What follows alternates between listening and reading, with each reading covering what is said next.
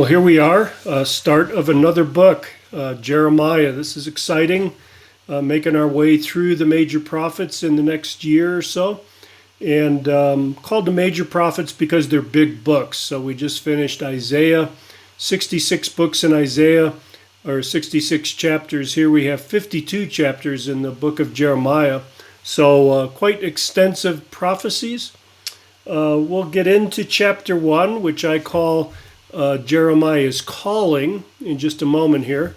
But before we do that, I wanted to give you kind of an overview, a big picture of the book. When we think about Jeremiah, think about the book of Deuteronomy. He is a prophet of the book of Deuteronomy. He is continuously going back and showing the people that they are falling short of what the book of Deuteronomy requires of them, and as a result, they are going to suffer the consequences of curses that are listed in Deuteronomy chapter 28. So this is kind of the big picture of Jeremiah, that he's calling the nation back to covenant faithfulness. And it'll be clear why he's doing that once we get into the first chapter.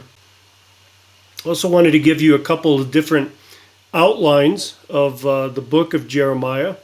One outline kind of describes the contents of the book, and I've got kind of 5 headings for that.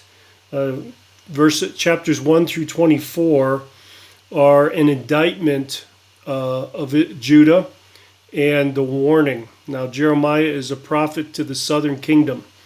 He's speaking to the kingdom of that's composed of Judah and Benjamin, which we call collectively Judah, or the southern kingdom, and he's giving them in chapters 1 through 24 an indictment of their sin and a warning of the consequences that are coming. Verses 25 through 45, we have messages of both judgment and hope for the nation of Israel. So judgment in the near term, hope in the long term. And then we have a parallel in verses 46 through 51, messages of judgment and hope for the nations. So Israel and the nations are addressed in these chapters. 25 to 45 is about Israel. 46 to 51 is about the nations. Then chapter 52, the last chapter in the book, is really about fulfillment and promise. Fulfillment of what's gone before and promise of what's coming. So we'll revisit these as we go through the book, just to remind us of where we're at in the context of the book. Another way to look at the book, if you're trying to get a big picture, is to take a theological view. You know, what does this book, what is this prophet telling us about God? So I have another outline for you. You might want to write it down to kind of guide you through it. This one's a little bit more extensive. It's got 9 points in it. First one is Jeremiah chapter 1, is about the God who calls. The God who calls. Jeremiah 2 through 6 is about the God who instructs. He's a guiding God. He's a teaching God. He instructs us. 7 through 10 is the God who rejects false or hollow worship. Saw this throughout the book of Isaiah. We see it again in Jeremiah. Just the repetition of it in these prophecies to the southern kingdom gives you an idea of how rampant and widespread just shallow, repetitious, meaningless worship had become. Verses 11 through 20 is about the God who allows the faithful to suffer. Let me say that again.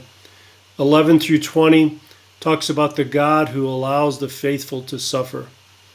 The Lord is going to bring judgment on the nation, and in that judgment, the unrighteous will be chastised, the righteous will be tested. He allows his people to be tested.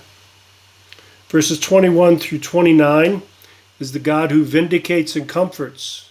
While he may allow his saints to suffer, ultimately he will vindicate them, and he is the God of all comfort, 1 Corinthians 1:4, I think, and he extends comfort to his people. Chapters 30 to 33, an important section called the New Covenant. It's really revealing God who is going to create for himself a remnant out of the nation of Israel. God's going to intervene and do that. Chapters 34 to 45 is the God who punishes covenant breaking. And we see in this, again, a repetition of the fact that the righteous suffer because of the judgment brought upon the covenant breakers. In chapters 46 to 51, we see the God who punishes the nations. God will use the nations to bring chastisement on his people, but then he will turn around and judge those nations. And the standard that God uses for judging the nations is their treatment of his people, the treatment of Israel. That just as he had warned or promised in Genesis chapter 12, verses 1 through 3, that all the nations, that you will be a blessing and all the nations on the earth will be blessed through you, and those who curse you will be cursed. Yeah, we see in these chapters the cursing that comes on the nations that curse Israel. And finally, the book ends on a note of hope, note of anticipation. We see the fulfillment of the destruction of Jerusalem, and we also see hope for the future, that Israel will be ultimately restored. If you want to see the historical background of this book, read through 2 Kings chapters 22 through 25.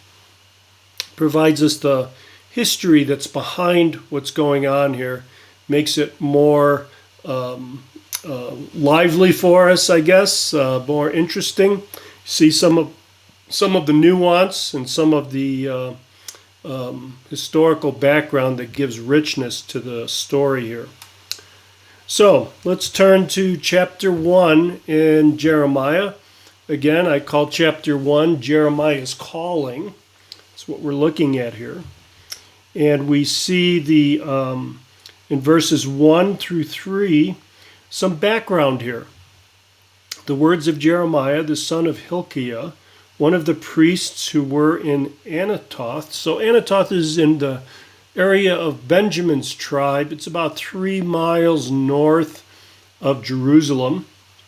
It says, to whom the word of the Lord came in the days of Josiah, the son of Amnon, king of Judah, in the 13th year of his reign. Came also in the days of Jehoiakim, the son of Josiah, king of Judah, until the end of the 11th year of Zedekiah, the son of Josiah. So this is a long period of time. This covers from about 627 to 586. Josiah was the last good king of Judah, and during his reign, the book of the law was rediscovered. If you go back to 2 Kings 22 and 23, you'll see this account. Started a revival in Judah and in Jerusalem. When God's word is discovered again by his people and preached and taught again, revival ensues, and that's what we see happening in this section of God's word. And then what we see is that he is prophesying that this time, and he is have this focus, I said, on the book of Deuteronomy. I think that's the book of the law that was discovered. I think that was the book of Deuteronomy, and he is calling people back to it. So that's the background in verses 1 through 3. We see his commission in verses 4 through 17. It says, the word of the Lord came to him, and kind of reminds us of Moses, his reaction here. Remember, Moses was reluctant to be God's spokesman. He said, I don't speak very well, and God overruled him. But we see the same thing here in Jeremiah's calling. Notice that God picked him out while he was still in the womb. God chose him, that he formed him and knew him. I love that word, knew him. The word is yada there. It means to love. It means he loved Jeremiah while he was still in the womb, and appointed him to be a prophet to the nations. Jeremiah's response here is kind of a threefold, not so much denial, but, I'm not the guy you want, Lord. There's somebody else here. He said, I'm only a youth. Jeremiah is probably in his late teens, early 20s at this point, unskilled in oratory. I think is what he's saying. They're untrained in oratory. Then he says, God answers him, and he says to him, whatever I command you, you shall speak. Do not be afraid of them. So this kind of gives us a hint of the kind of ministry that Jeremiah is going to have. Again, a ministry that Isaiah had, a ministry to a people who were hard-headed, didn't want to hear, didn't want to see what was going on, and Jeremiah is called to them, and we'll see as we go through the book, it is a difficult ministry he has. But God goes on here in the end of verse 9, and beginning of verse 10, he gives them his words. These are God's words that he puts in Jeremiah's mouth. Gives them authority over the nations and send them to the nations, and he gives them his word. Verses 11 through 16, then we see a twofold confirmation. Could be a little confusing here. First, the almond branch. The almond branch is blossoming here. This happens early in Jerusalem, early in Judah. I think what God is saying here is that his word is going to blossom, and it's going to blossom forth early on. It's going to blossom from the beginning of Jeremiah's ministry. Then we see this boiling pot. The pot is facing away from the north, so it's kind of tilting toward the south. Now, when the Babylonian conquerors would come in, even though Babylon is slightly east of Israel, they come in through the north, that's the easiest access. So what he's picturing here is this cauldron of troops that are be pouring into the southern part of the kingdom from Babylon. And he's kind of bracketing Jeremiah's ministry from the beginning to the end. God's saying he's going to be with him. So this is a confirmation of that ministry. And then the chapter ends in verses 17 through 19 with his commands. The commands from God: dress yourself for work, arise, and say to them what I command you. So God's saying, get up and go. Time to go to work. And he says, I make you this day a fortified city, an iron pillar, and bronze walls against the whole land, against the kings of Judah, its priests, and the people of the land. So he's saying not only is it time to get up and go, but I am strengthening you, I am fortifying you, you are going to stand firm. And they will fight against you, but they will not prevail.